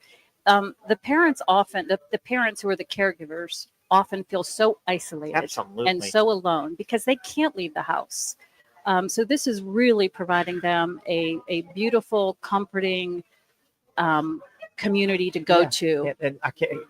This sounds a lot like when we hear the Coughlin Foundation talk about what they're doing and Yes. the strain on the families, Mhm. and not just financial, but financial and mental, and this is a battle they're not going to win. Right? I mean, this is a typical. this is a hard battle. It's a hard There's battle. probably It's a hard battle. am I correct in that? That reminds me of when I'm hearing the explanation of helping the families as a whole. It's just such a strain on the family. No, you're correct, and this does help. It's a big community. It does help the parents. I mean, the often the caregivers are the ones who struggle the most. Yeah. You know, And because are the, and this is probably a personal question, but are the children, particularly the ones that are old enough are they aware of their situation? Oh, sure. They- Yeah, they- they get they there. will- Yeah, yeah. there's a lot of communication and a lot of services that talk through and counsel the families, the siblings, the Yeah. children on this. But let me tell you, we also interviewed them. Or I didn't. Okay. Pete's Care did. But I've watched a lot of the interviews. And Julie and I talked about this earlier also. These kids are aware of the music therapy room and the new center and the recording studio, and they are so darn excited. I can imagine. They are so darn excited about having a new place that's being young created people just and for music. them. I mean, young people love Yeah. their music. And, Yes. oh my goodness. And they could, if they're still, they could create their own. Well, that's what the Yeah. recording studio is Yeah. for. Yeah. How about They're that? they're actually great. they're actually going to, and think about this. Think about the parents who are going to be able to have these lovely Oh recordings my God. I didn't even think of about their that. children. Yeah, so the recording studio, which is going to be called Full Court Press Recording I Studio, like it. that's named after some of Ellie's classmates who did a fundraiser for her back when they were in elementary school. And the Wow. boys that got together and did this little fundraiser for Ellie, they were called the Full Court Press, and they had formed a little band, and we're naming the recording studio after them. What brass taxes now? What is needed? What time needed? Financial help need? What is needed? What and how can it be? Yeah. Helped in That's the a- community. That's a What is great needed? question. Thank you. Well, right now, because we're building it, the building has a separate funding, but obviously it's an expensive Sure, of proposition. course. But for our program, for our event this weekend, Boots on the Green, this is to fill that room with the sound of music. Sure. That's great. Nice. You just went Julie Andrews on me. I never thought we'd have a Julie Andrews reference on the Young and Norvelle show. I don't think I came up with Hey, that. that's a new. What do you call that? What do you call that when you check something off? Bucket list. Bucket list. I think one of the other girls came And if up I with pull it. out this, y'all are gonna go, well, if the Von Scham kids or whatever that name, Von Trump. Von Trump, yeah. What did I? Hey, I'm cultured. Okay, I'm cultured, Dean McQuitty. Come on, I cut you off. I I'm got so culture sorry. over here. Hey, I got class. So what needed? What we're is needed? funding the room. So Okay. we're buying the instruments. Okay. And some of them are, the guitars and the pianos and the recording studio equipment. Sure. And there's a lot that goes into that because there's a lot of kids. Because we don't just do Duval County, we do Duval, Okay. Clay, Awesome. Nassau. Awesome. Yes. Awesome. So we're filling this room with everything that we need to provide these kids an amazing music therapy program. And that's what the tickets are going toward. Okay. And what's really, really exciting is we have so many incredible sponsors that every penny of the tickets sold, I heard that it's last all year. going to the program. Not for profit, baby. Four musicians / bands are donating their time. 6 restaurants. Nice. And the bands were so excited about KDO from Jacksonville, Andrew Bloom from Nashville, Street Preacher from Jacksonville, Mama Blue. Nice. They're all donating their day to come out and make music so that our kids can make music. So tickets, food, drink. It's a Sunday fun day. It's is what it is Sunday for a fun wonderful day. cause at the Yards. It's a mini music festival. I've got a couple more questions, but before we forget, contacts if people can't make it, if they want to buy tickets right now, if they can't buy tickets, what are the contact points? Okay, so for tickets, you can go to, and this is Boots on the Green. It's Boots on the Green, but this is Hospice Foundation's website. It's music.thefoundationcares.org. Okay. You can also go to our Instagram page, which is BOTG for Boots on the Green, BOTG23. And we have information. BOTG 23, and this is your website. You said 20. No, that's Boots on the Green website. Okay, that's what I'm saying. That's the Instagram page. And if wanted, somebody could just make a financial donation. They can absolutely go anytime they want and give online. It's a 501c3 organization. Tax time, still got tax time. The 15th is right around the corner. Good time. We can talk to Dean about that. Come on, my tax guy. I need you, baby. I got a daughter getting married in a year. Oh, you're in trouble. You're in trouble. But a shout out to all the restaurants too. Argyle, Salt Life, Casa Riena, Harry's, May We, Bono's, and Arbel Baking. And all they're donating providing their food and probably staying there and serving it and all. Food and labor and labor. That's what I'm labor looking for. and service with a smile. They're just Beautiful. fantastic and so generous. Beautiful. Okay, I've got. If you don't have any more, we can get back to that in a second if we need to. What you guys are doing here, and obviously it takes a village. I get it. You guys are the point people. It takes a village. Is this a model that's done all over the country? Are y'all copycatting a little bit, or are y'all kind of blazing a trail? Or I hope it's everywhere. We made it up. Okay. Julie and I and our 5 other dear friends, we got together, decided to do this one-time thing, and it has turned into a multiple year thing, and it's become one of our missions. Wow. So no, we're not going to stop. We came up with the name. Our committee is Healing Harmonies. Okay. So we're proud of it. We're excited about it. And I know you guys would love this thing to be modeled. Let you guys be the model. I know it's hard being the first and blazing trail, but wouldn't it be great to have this pop up it would all be. over? It would be. Because there's a need. There is a need. There is a need. And this is the one that we've adopted, and this is the one we're going with because it's so near and dear to all of us. And not that this matters, but what a great, this Sunday is, the Final Four's Saturday. The championship game is Monday. We're not in football season. The weather's nice. You promised the weather's going to be good Sunday. No, it is. Right? Julie told me. What a perfect little nook right there. Yeah, and you've been to the Yards. Absolutely. I mean, it's so gorgeous, and I'm not going to tell them when I said the word pickleball, you kind of scoff. No, because they love their pickleball. Yeah, but they love their tennis. They love their tennis. There's nothing wrong with pickleball. I'm just a tennis player. Yeah, okay. So is Julie. I feel you. No, they have a great pickleball program. My friend Maria runs that Yeah. program out there. No, they're fantastic. Yeah, definitely.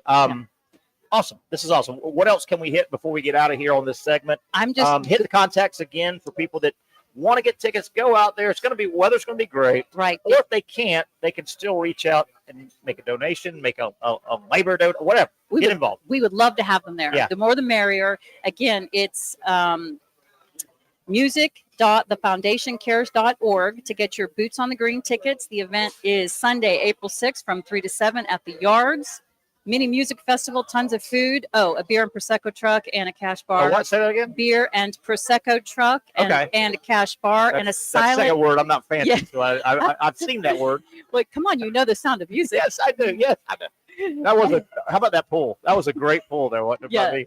I think Julie whispered in your ear. No, she didn't. Okay. No. Okay. So, any other contacts? Anything we need to hit before? I think and I'm that's going to it. ask you this as you're figuring out what we want to hit at the very end. Yeah. not that you need to name competitors in the media, but has the media been? Yes. Has the media been good at we'll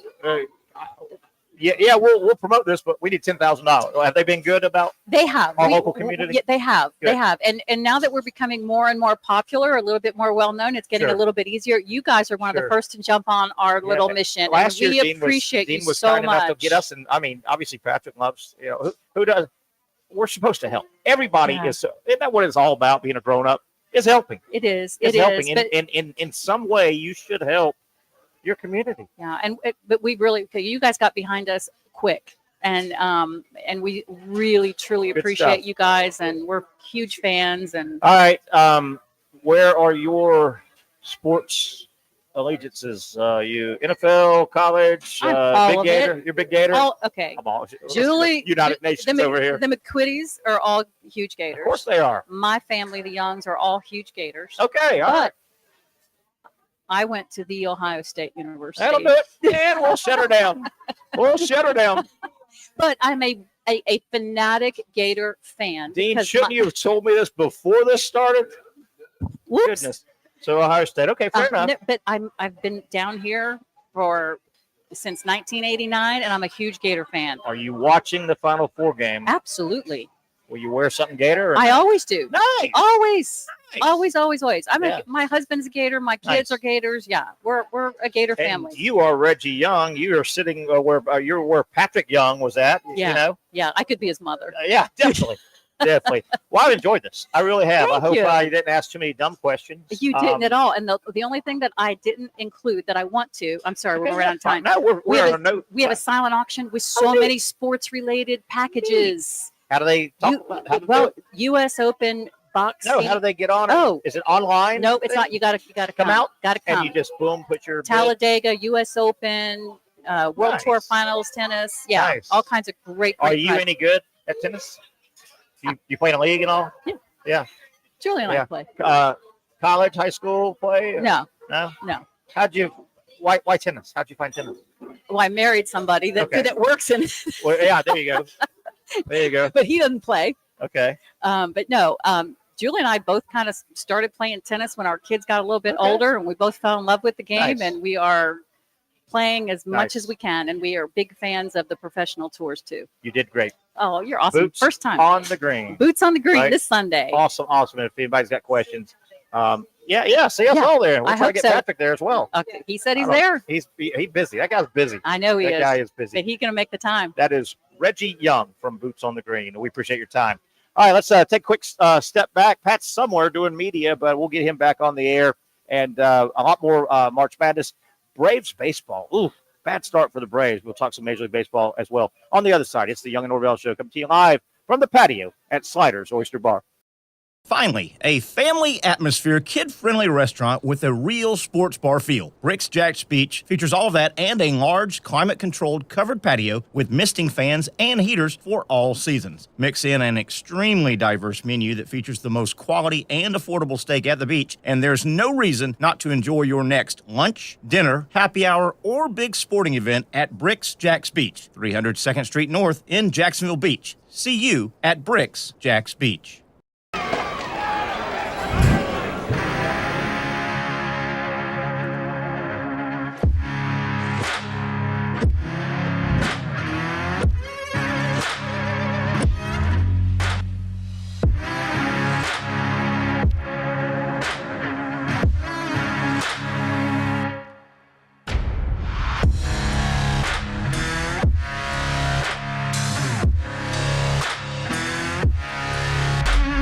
For over 20 years, Southeast Orthopedic Specialists has been providing the highest level of orthopedic and spine care to patients throughout Northeast Florida. Now, we're making that same great care even more convenient with Southeast Orthopedic Specialists Direct, a walk-in clinic where you can be seen for pain or injuries with no appointment needed. Staffed by orthopedic physicians and specialists, we offer everything from diagnosis and treatment to imaging and bracing, all with no appointment needed. For more information, hours, and locations, visit our website.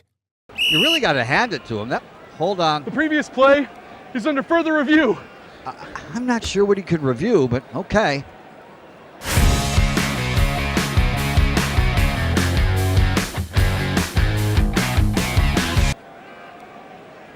Sure has been a while. Dine in at Hurricane Grill and Wings for the football season. Well, there he is. Oh, what is that? Hey everyone, Olivia Tasley here from Action Sports Jacks to tell you all the different ways you can watch our new 24/7 network. 3 easy steps. You don't even need a pen and paper to write it down. Step number 1, download the app. Search Action News Jacks in your app store either on your phone or your smart TV. Then, once you're on the app, click on that little drop-down menu in the upper left-hand corner with the 3 little lines. That'll show you these options, and boom, right here, click Action Sports Jacks 24/7, and you will be brought to our continuous stream channel. That app can be accessed through all these different platforms, whether you have Roku, Fire TV, Smart TV, Apple TV, or Google TV. You can find our app. Now, if you don't have access to the app, don't worry, we still got you covered. We're across all social media platforms from Facebook, Instagram, X, YouTube, Twitch. We have a podcast channel. Plus, check out our short reels on our TikTok. Action Sports Jacks 24/7. It's on all the time and everywhere.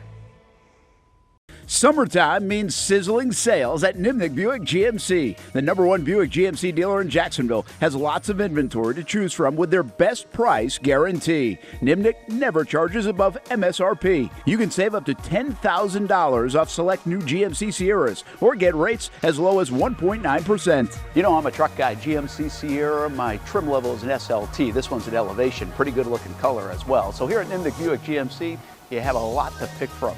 My father-in-law, he drives this, an Enclave, so I feel like that GMC in the family. 2025 is coming around the corner, which means it's almost time to close out those 2024s this summer. You can schedule a test drive at NimnickBuickGMC.com. And while you're there, check your trade value and customize your payment options. Nimnick is there for you, even on Sundays. Visit the showroom on Phillips Highway or shop online at NimnickBuickGMC.com. Nimnick, your friends in the car business since 1941. GMC, we are professional grade.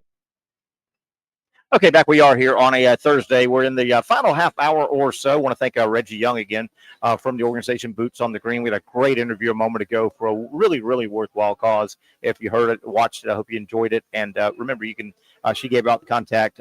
Boots on the Green. It's all over the internet, so you can certainly find them. The event is this Sunday, and it is for a great, great, great cause. I enjoyed that interview immensely. Back here live at Sliders Oyster Bar. Place is jam-packed.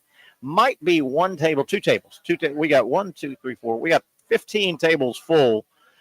It looks like on the patio, maybe 2 open. Full bar, oyster bar, Johnny Pop going strong inside with all the oysters, all the great seafood. Safe Harbor Seafood provides the seafood right down the street. You cannot get it much fresher at all. It goes from the ocean to your plate, lickety split. They know what they're doing, and they have the best seafood in the area. In Neptune Beach is where you will find Sliders Oyster Bar. Patrick is busy with a a radio interview, but he's coming back right now. He's busy. And get this guy back to work over here. This guy, he's got his good-looking Gator Boys hat on. That's a nice hat. We've really had a lot of talk about Florida, Auburn, Houston, and Duke. I think both games are going to be wonderful games. Pat, let's talk a little other topics. Let's do it. I got a dead or alive. Dead or alive. We hadn't done it in a while. Are you and Zach ready? Oh man, we always kick your butt. Zach, are you ready? Do you not know how this goes? No, it's you two. I am Zach, beyond ready? Beyond ready. All right, here we go. A little dead or alive. We hadn't played it in a long time. I will throw a little background on a athlete, male or female. Give you a little background, and then Zach, I'm gonna have you go first. So we got to see you. I'll make sure you don't cheat. I can see Patrick. He's not cheating on Google. You guys will tell me, is said athlete dead or alive? Zach, you ready? I'm ready. All right, I'm gonna give you the description, okay? And this person, you can't say dead yet. Good guess. This person is in the dead or alive today because there was a special on this date back in 1987. This NASCAR driver, okay, so that tells you it's a male NASCAR driver, even though there have been a few females, set the all-time qualifying speed record at Talladega, went 212 miles an hour, and I think that speed got so high they backed off. NASCAR really? Said, hey, we got to put, way too fast. Okay. So this guy, I believe, I don't know my NASCAR real well, but this guy, Zach, do not get on that computer. We're watching you. I'm Okay, not. Zach? Well, I'm not looking for that. I am computing, but I think I've got this right. Little backstory before I say the name, and you guys tell me quickly, dead or alive.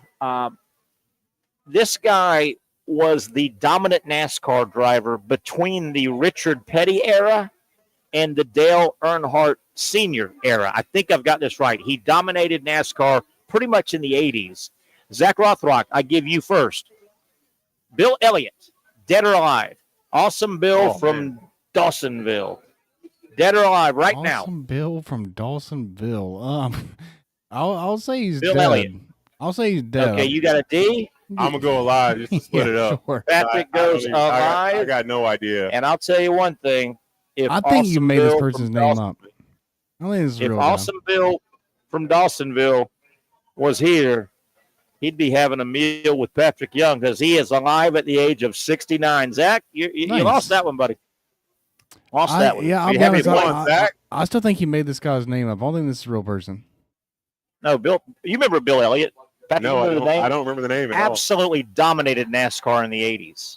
Really was really good. He was like I said, between the Richard Petty and the Dale Earnhardt Sr., I think that was his dominant era. So there you have it. And I thought This is like the Berenstain Bears thing, how it's an A now and it used to be an E. This guy didn't used to exist. Oh my God.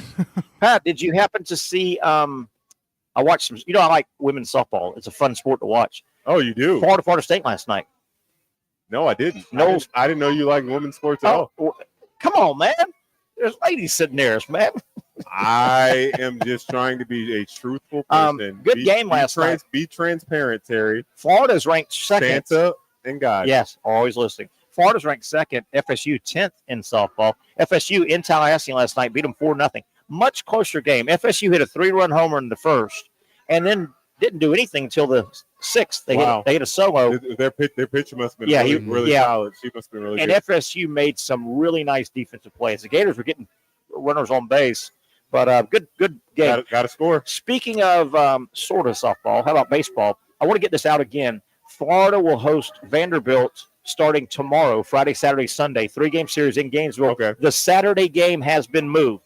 Okay. It was scheduled for 7 o'clock, Florida hosting Vanderbilt. Well, very smart move by the Gators. They moved that to 1 o'clock as to not conflict with the Final Four game. That makes sense. Yeah, it makes a lot of sense. duh, obviously. Makes a lot of sense. They'd have nobody watching that game. So Nobody be there. Gator fan, if you're planning on Florida Vanderbilt this Saturday, that first pitch has been moved to 1 o'clock to not conflict with softball. Patrick, have you followed the Braves? The Braves have jumped out 0-7. Dude, that's hard to come back from, man. I know, man. In Major League Baseball, they lost to the Dodgers yesterday. The Braves led 5-0 and still lost.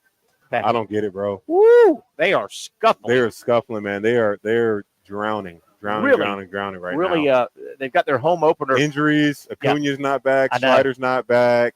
Just got a guy suspended for 80 games. Yeah. And to have this start. Yeah. Gosh, One of their starters, Lopez. Sucks because, at what point at, let's say, 5-15, 5-20, do you say, well, yeah, I guess it's time to get some prospects more time. Yeah, you wonder. I don't know what you end up doing at that point. You wonder. That early in the season that you got to get. But crazier things have happened. Yeah. I don't think there's any history of a team going 0-10 and making it to the World Series. I don't think so. They're on that era. But let's say making the wild card. Yeah. Their percent chance that's still possible. Yeah, the wild card will help, and there used to not be wild cards, so that'll help. What's going to hurt is the damn National League. I mean, the Dodgers are the Dodgers. San Diego's undefeated. Wow. Arizona's always a pain in the ass. Philadelphia's still good. These are all National League teams. Oh, the Pirates. Pirates, not so good. Not so good, man. Skeen's got a win yesterday, though. Yeah. He got a win, but, man, the Braves. By the way, I looked at the box score. 1-0. I looked at the box score for the Braves game last night when they lost to the Dodgers. They blew a 5-run lead. The top 4 hitters in the Braves lineup, the top 4 hitters, 188 is the highest batting average. I know we're through 7 games, but nobody's hitting higher than 188 that started in the top 4 for the Braves. Got to hit the ball, boys. Got to do something here. Got to hit the ball. Patrick Young hanging out, Terry Norvelle. A couple other things I wanted to get to. I got a follow-up story. Y'all want a follow-up story? Pat, were you around 2 weeks ago when we talked about the high-level Bulgarian soccer league over in Bulgaria, right? High level. These are big-time professional. So these two teams are playing a big game, and the home team goes to the visiting team and says, Pat, hey, listen, right before we start the soccer match, I want both teams to meet at midfield, form a circle, bow your head. Moment of silence. We want a moment of silence for our deceased 78-year-old former star player. Well, they do that on that Bulgarian TV. The guy they took the moment of silence was driving home. He was very much alive. So they have to say, sorry, he was still alive. Well, this weekend, they tried to make up for it. They brought him in, gave him 2 tickets to the game, got to sit in the suite. And then what? Are we good? Okay. Are we good? I guess they said, are we good now? But if it was you and you made this egregious blunder, oh, sorry, guys, I'm not in the camera, made this egregious blunder of accidentally confusing somebody of your actual club. Team. Just think the Jaguars said, like, we had a whole thing for Mark Brunell being dead. Yes. And he wasn't. Yes. He's very much alive. Like, how do you make up? You know what you pray for? You pray that your blunder was on April Fool's Day. Yeah. And it wasn't. It wasn't. Yeah, you're absolutely right. Good point, Terry. And it wasn't. But they brought him in, him and his family. And he was a good player, as I understand it, for this team. Now he's 78, so he's been retired. But doesn't somebody check that out? How did he die? Where's the funeral so we can tell people about it? I mean, oh, goodness gracious. I hate to. Can I do one more death? Yeah, absolutely. Zach, is it bad radio, bad streaming to go another death story? Multiple death? Well, what's the context? Let's just go for it. Does it death sell? Does it sell? No? Yeah. Death sell? If it bleeds, it leads. All right. How about this story? This is another person that has recently passed away, and it's sort of sports related. Okay. I've never been a huge Bruce Springsteen fan. I Me neither. I don't dislike him. I know he's talented and he's got a great following. He's been around a long time. He's got a million hits, including, you all know the song Glory Days. It's about baseball. Glory Days, dude. The story in the song is 2 high school buddies who went to high school together, played baseball together. They meet up years later in a bar and they're talking about their glory days. Glory days. Okay, that makes sense. In one line of the song says, and Bruce Springsteen is writing the song. He's talking about, I guess, his teammate. His teammate in the song is named Joe DePew. You don't hear his name, but he says he can throw that speedball by you. Talking about he's a pitcher. Okay. My man died at the age of 75, so we've lost the speedball guy. Gotta go. Interesting song. Yeah. Zach, you know that song, right? Glory you Days. throw that speedball by you, make you look like a fool, boy. It's playing. I don't know that very well. Yeah, you don't know that song? It's playing. I never was a Bruce Springsteen guy. I didn't dislike his music. He just didn't, he didn't appeal to me. That's all right. I think that's fair. But he's got that fan base, kind of like, you know who the Grateful Dead is? Yeah. I've never been a Grateful Dead, but they've got that loyal fan base. Springsteen's got that fan base that'll follow him to Bulgaria. Wherever he goes, man. if they have to. How did your interview go a moment ago? Oh, it went great, man. Who was that with? Justin Barney of Channel 4. And it's Final Four related? Final Four related. And then kind of catching up on what I'm doing. Just like all my interviews the same, especially at this time. Yeah. Talking about my speaking career and just all the things that I've been kind of doing.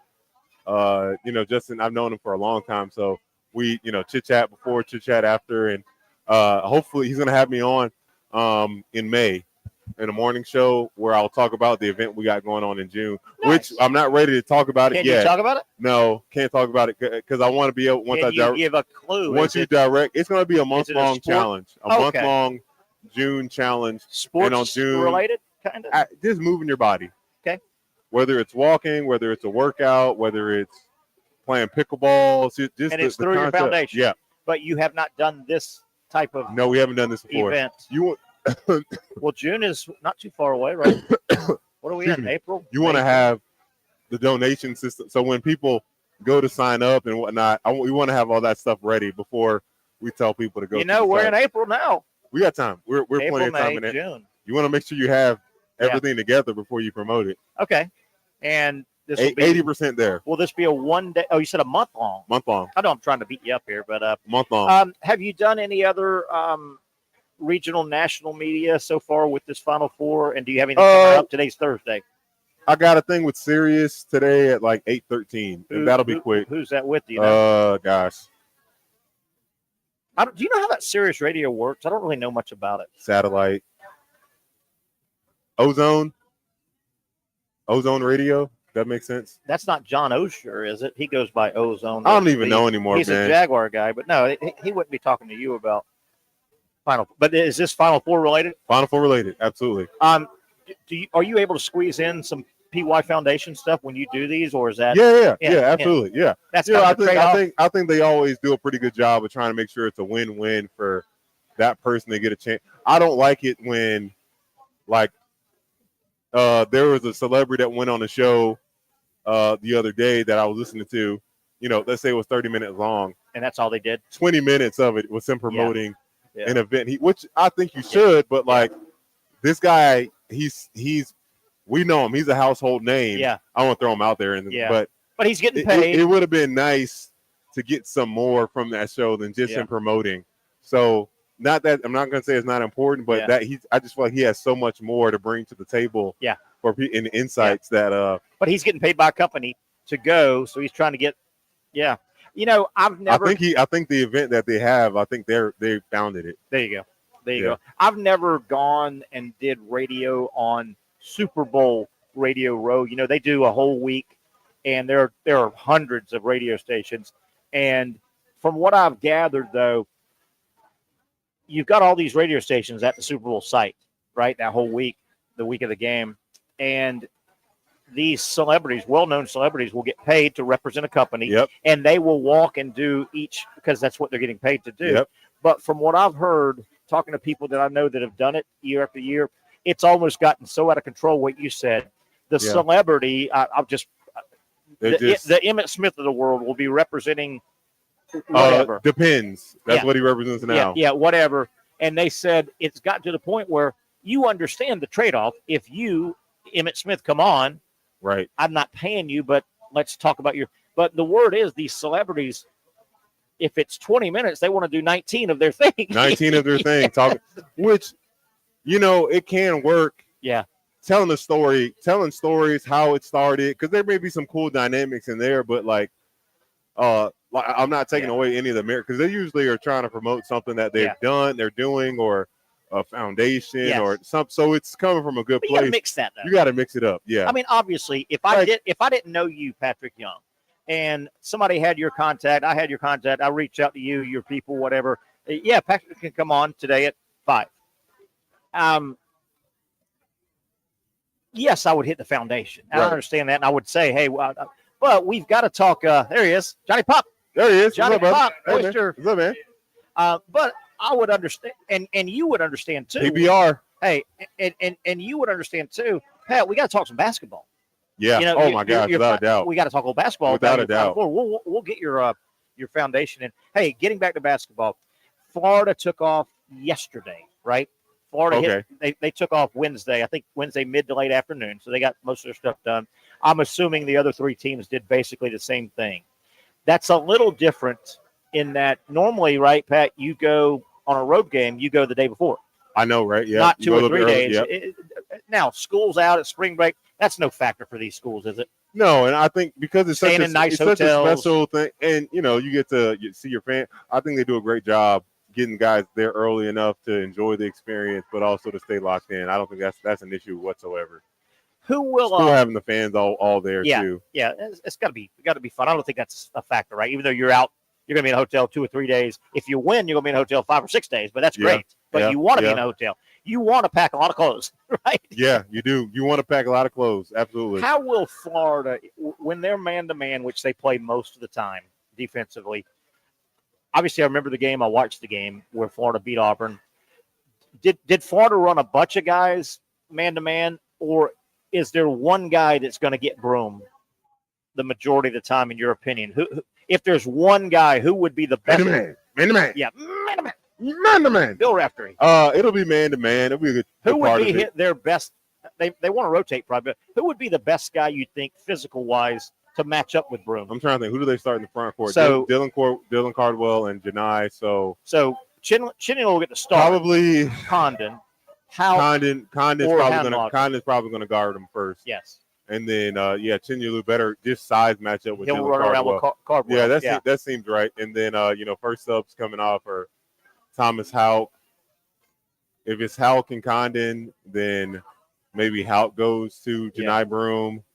Maybe Condon goes to say that. So Houck would pick up Broom when he comes in. Maybe. And then if he subs in for Condon, Micah Handlogden. It depends on how Janai Broom's doing. I think he struggles scoring over size. So yes. The taller guys, Condon and Handlogden might have him the most, and Houck too. I mean, depending on foul trouble, depending on how well Mike is playing well, or Ruben's playing well, or foul trouble with the Condon. What I always love about basketball, and Lord knows you know it, you played it. What we just talked about was when Auburn is on the offensive end and Florida playing defense. Well, you know what? You got to run down to the other end as well. You sure do. And those matchups got to work too. You sure, right? Man, you're dead on, Terry. Yeah, right. Without a doubt. You got to go play the other side. You got to play both sides. That's why, I mean, with what you're saying alluded to, I think he's a good defender, Janai, but attack him, man. Attack him. See how good that elbow actually. I just think force me with my arm out trying to block your shot. It's going right there. Yeah, it's going to jar. You're going to feel it. Yeah. Yeah, and he's a shot blocker. Yeah. Yeah. And I say this too, man. I want Florida to win. I don't care how they win, if they win by a point. But I really don't want Broom to be so one-armed that he scores 4 points. Yeah. Don't you want, I hope he has how do I say it? I don't want him to score a lot of points, but I want him to be Janai Broom. I think that's fair. And he's had a great year, man. He's had a great – I want Janai Broom to win Player of the Year. Yeah. And then I also want Florida to win. I'm not so sure, not to take away from Broom. I'm not so sure the court of public opinion didn't hand the SEC Player of the Year to Broom too early. It was understood early January, well, Broom's going to be the Player of the Year. I'm not so sure if you voted full body of work, neutrality, I'm not so sure Clayton wasn't the best player in the country. I know, right? Yeah. Did we give him, the media, not us? I think Broom got it a little early. It was understood in January. Broom's the best player in the company. He's going to get Player of the Year. Yeah, I think so. Because they talked about National Player of the Year with him. But I'm not so sure Clayton hasn't had a better year. You make a good point. Yeah, I mean. Now, different players, different positions. Different players, different styles. Clayton had some runs. I don't know, put their numbers up next to each other and let me see. Yeah, all right. And then you look at wins. They won some games without him. Walter would miss 1 or 2 games this year. There we go. Let me see if I've got. Perfect. Let me see if I've got. This is. Do we have Auburn's? We may not have Auburn's. I feel like it should be on the next page. It might be. I don't know how to get. Let me look at. That's a good document, though. So Clayton. Well, you can see right there, right next to Walter Clayton. What you got? 18-1 points a game, 3-6 rebounds for your point guard, and four assists. Well, I want to see 3-point field goal percentage. I want to see. How do I get to the next page? It seems like they're only showing minutes, points, steals, rebounds, or something like that, or assists. All right. Well, maybe I don't have Auburn, but I would say 19-point guy. I would say Auburn's not in this position without Janai Broom. Agreed. Florida's definitely not either, but I think Florida still is a top 10 team without Walter Clayton. How do I go forward? I don't think Auburn's the top 10 team without Janai Broom. That's say what that I would again. say. I think without Walter Clayton, I think Florida can still be a top 10, Agreed. top 15 team. I don't know if Auburn without Janai Broom is top 15. I like what you said. Aberdeen has shown me if Clayton needs a blow, Florida's team doesn't suffer when Aberdeen ran the point. Mm-mm. If Broom comes out, and I know he missed a few minutes, but they don't have a fill in the blank Broom guy, do they? Cardwell's not that guy. He's not a scorer. They don't have that guy. He can. I think Cardwell is capable. Chaney Johnson's better. Yeah. But I think Cardwell can. He knows his role so well and doesn't try to do more than what his strength. He sticks only to his strengths. That's it. No, that's it. He does not. You can count on Dylan Cardwell. He's not going to go out there and do anything that's going to hurt his team. He's not jumping above the phone book. He's not. But he's those big shoulders, those big wide shoulders. Yeah.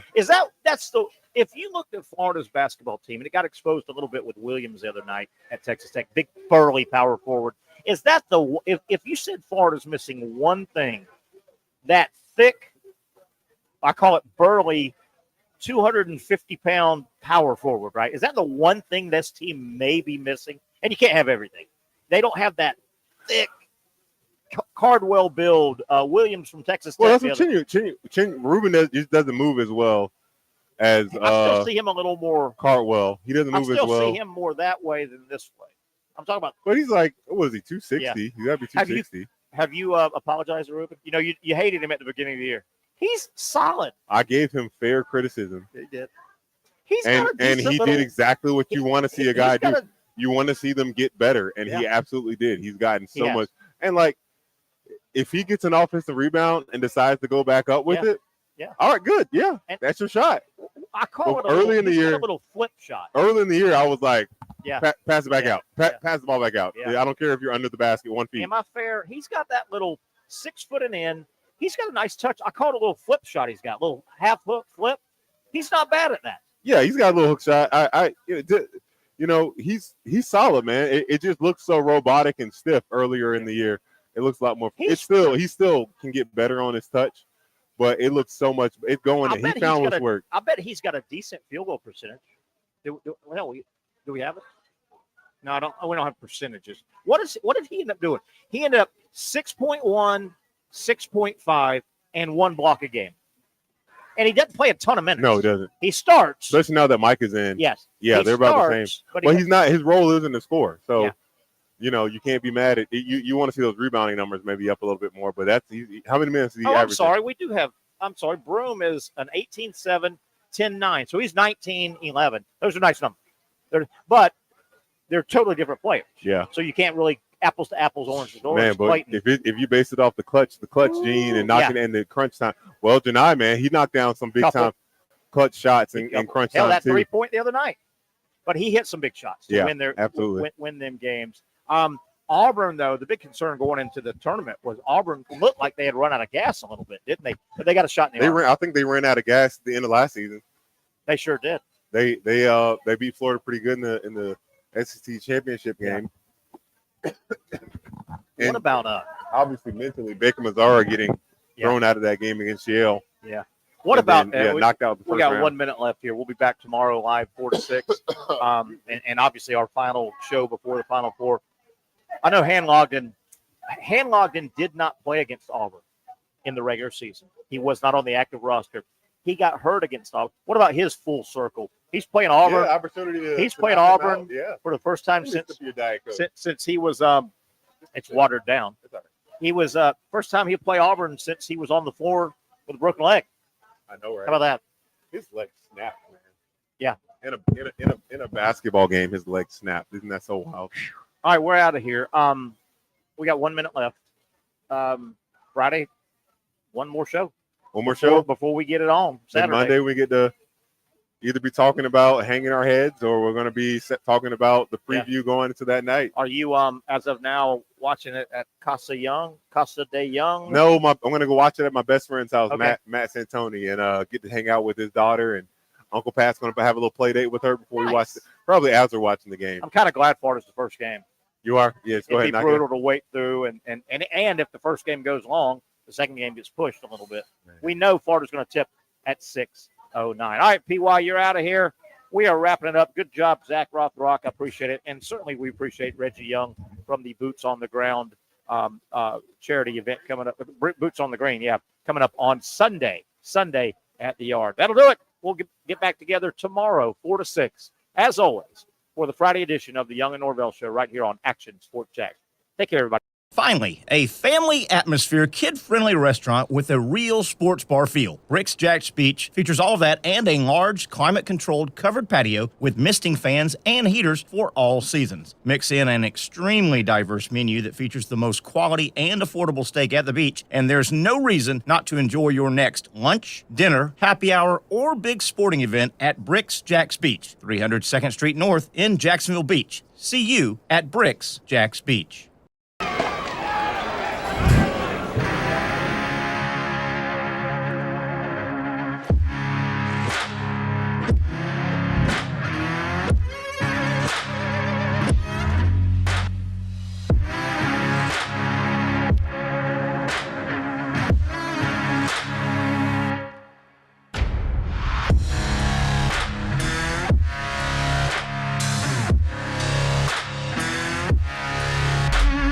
For over 20 years, Southeast Orthopedic Specialists has been providing the highest level of orthopedic and spine care to patients throughout Northeast Florida. Now, we're making that same great care even more convenient with Southeast Orthopedic Specialists Direct, a walk-in clinic where you can be seen for pain or injuries with no appointment needed. Staffed by orthopedic physicians and specialists, we offer everything from diagnosis and treatment to imaging and bracing, all with no appointment needed. For more information, hours, and locations, visit our website. You really got to hand it to him.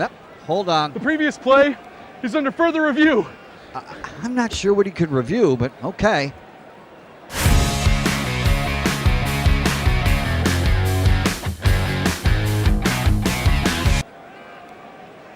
Sure has been a while. Dine in at Hurricane Grill and Wings for the football season. Well, there he is. Oh, what is that? Hey everyone, Olivia Tasley here from Action Sports Jacks to tell you all the different ways you can watch our new 24/7 network. 3 easy steps. You don't even need a pen and paper to write it down. Step number 1, download the app. Search Action News Jacks in your app store either on your phone or your smart TV. Then, once you're on the app, click on that little drop-down menu in the upper left-hand corner with the 3 little lines. That'll show you these options, and boom, right here, click Action Sports Jacks 24/7, and you will be brought to our continuous stream channel. That app can be accessed through all these different platforms. Whether you have Roku, Fire TV, Smart TV, Apple TV, or Google TV, you can find our app. Now, if you don't have access to the app, don't worry, we still got you covered.